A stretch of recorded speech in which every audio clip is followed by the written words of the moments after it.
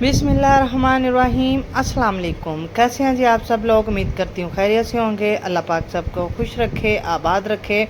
और आज मैं बहुत ही अच्छी ज़बरदस्त आप लोगों के साथ रेसिपी शेयर करने वाली हूँ। मीठे की है जी।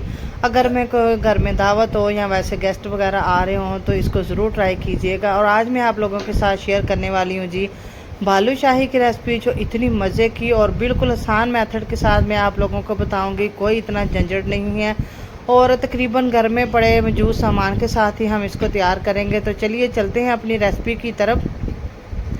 शुरू करते हैं जी अल्लाह ताला के बाबरकत नाम से, जो बड़ा मेहरबान और नहायत रहम करने वाला है। तो सबसे पहले मैंने जी 1.5 कप मैदा ले लिया है। इसको पहले से मैंने अच्छे से छान लिया है। 1/4 टीस्पून मैंने इसमें नमक शामिल किया है और हाफ़ टी स्पून इसमें मैंने बेकिंग सोडा शामिल किया है और 4 टेबलस्पून इसमें मैं शामिल करूँगी घी जो है ना, आप कुकिंग ऑयल भी इसमें शामिल कर सकते हैं, लेकिन मैं जो है ना वो घी शामिल कर रही हूँ। घी से जो है ना इसका खस्तापन जो है ना वो बहुत अच्छे से आता है। अच्छा जी, घी शामिल करने के बाद इसको जो है ना पहले अच्छे से मिक्स कर लेंगे। ड्राई को ये अच्छे से इसके घी के साथ मसल के जो है ना मैदे को मिक्स कर लेना है और इसकी एक जो है ना मुट्ठी बंद के हो गया ना, इसकी बाइंडिंग आनी चाहिए।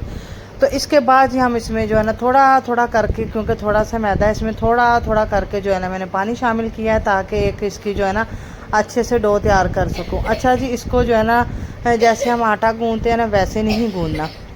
इसको जो हम बिल्कुल इकट्ठा ही करना है। जैसे कि ये दरदरा सा है ना, इसको इसी तरह ही हम लोगों ने इकट्ठा करना है। बिल्कुल सॉफ्टनेस इसमें जो है ना वो नहीं आनी चाहिए। ये देख सकते हैं कि मैं थोड़ा थोड़ा डाल के जो है ना इसको मिक्स कर रही हूँ।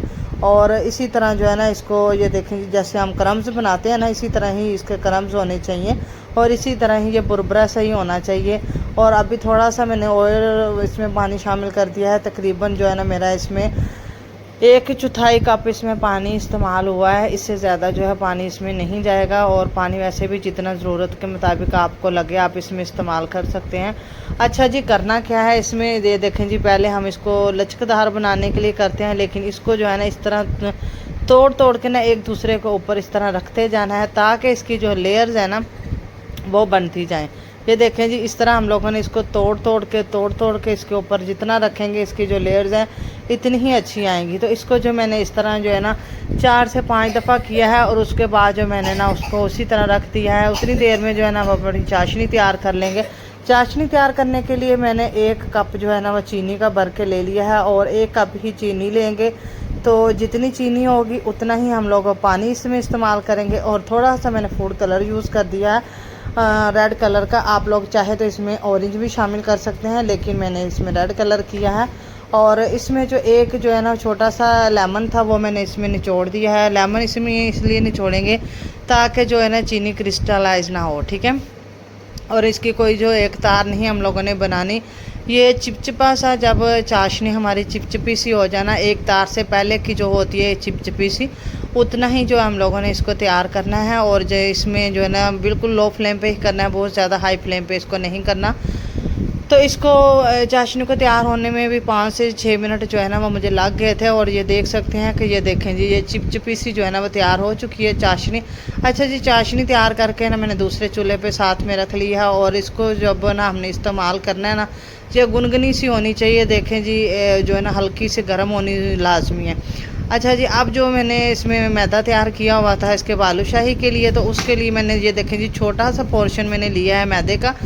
और इसको बिल्कुल स्मूथली हम लोगों ने रोल नहीं किया। ये देखें, आप देख सकते हैं जी, इसको जो है ना इस तरह थोड़ा सा मैंने किया और इसके अंदर जी होल कर दिया। होल करने के बाद साइडों से इसको जो है ना इक्वल कर लेंगे। और इसी तरह मैंने बना के 8 से 10 जो है ना मैंने रख लिए थे। उसके बाद जो है ना ऑयल बिल्कुल हल्का गर्म होना चाहिए कि इसमें हम डालें तो हल्के हल्के, ये देख सकते हैं कि बबल बनने लग जाएं।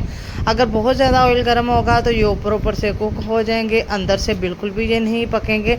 तो बिल्कुल इसको लो फ्लेम पे ही मैंने पकाया है। और जब तक ये देखें जी इनका जो है ना अच्छे से ये फूल के ऊपर आ जाए और इनका साइज़ भी जो है ना वो डबल हो जाए, तो आप समझिएगा कि ये कुक हो चुकी हैं अंदर से भी। अच्छा जी, ये इस तरह जब कुक हो गई हैं तो मैंने शीरे को चेक किया, तो शीरा जो था वो मेरा गुनगुना ही था। अगर आप लोगों का ना हो तो आप थोड़े से नीचे से आग चलाकर इसको जो है ना हल्का सा गर्म कर सकते हैं। बिल्कुल हल्का सा ही गर्म करना है शीरे को। और उसमें जी मैंने ये देख सकते हैं, मैं ये सारा उसमें डाल दूँगी जितने भी मैंने तैयार किए हैं। इसके ये देखें जी, साथ में ये पड़ी हुई थी इसमें डालेंगे तो साथ ही ये जो है ना शीरा पीना शुरू हो जाएंगी। और जो बाकी का बचा हुआ था उसको जो है ना मैंने इसी तरह बना के तैयार करके तो साथ में वो भी फ्राई करके और मैंने शीरे में डाल दिया। अगर इसी स्टेज पे आप लोगों को मेरी ये रेसिपी अच्छी लगी हो तो वीडियो को लाइक कीजिएगा, चैनल को सब्सक्राइब कीजिएगा। मैं आपको मिलूँगी न्यू वीडियो में। जज़ाकल्लाह खैर।